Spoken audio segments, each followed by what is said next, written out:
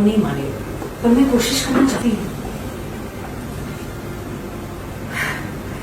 पता नहीं मैं ये सब तुम्हें क्यों बता रही हूँ। आई नो टू अपसेट है बेटा। मैं कथा से ढंग से नॉर्मली बात करके उसके और मेरी टर्म्स ठीक करने गई, क्योंकि शुरुआत में मुझे पता था मैं शायद थोड़ी रूड हो गई थी उससे, तो मैं बात करने लगी और फिर बातों बातों में वो टॉपिक निकल आया।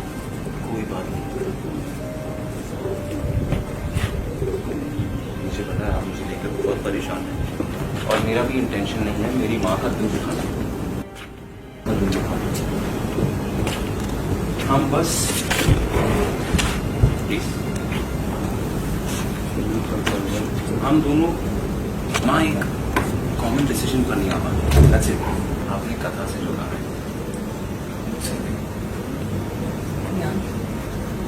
एक लड़की है, मुझे उसके बारे में बहुत अच्छी फीलिंग आती है, तो मेरे लिए एक बार उससे मेरी नई शुरुआत हो सकती है। ओके माँ, आप मुझे एक बात बताइए, आपको यही प्रॉब्लम है ना कि कथा एक सिंगल मदर है, पर आप भी तो सिंगल मदर है ना, उसके हस्बैंड अब नहीं है, तो इसमें उसका क्या दोष है? और मुझसे बेहतर ये पोजीशन आप समझ सकती है। हाँ, पर मैंने दोबारा शादी नहीं की है। मैंने किसी दूसरे आदमी के लिए अपनी लाइफ में कोई जगह नहीं रखी। उसने भी मुझे जगह नहीं दी है माँ। आपको याद है पहले जब मैं गुरुद्वारे जाता था तो आप मुझसे पूछी थी मैंने माथा टेका कि नहीं? क्या आपने नोटिस किया है? अब मेरा सर पापा जी के सामने खुद ब खुद झुकने लगा। तो दोस्तों यहाँ पर विहान की माँ कथा से बात करती हैं कि एक वकील की लड़की है जो मुझे काफ़ी पसंद है, लेकिन मेरी बात विहान कभी नहीं मानेगा। तू जाकर के कोशिश कर और शायद वो तुम्हारी बात मान ले और अपनी ज़िंदगी में एक उसको भी प्यार मिल जाए और वो भी अपना घर बसा ले।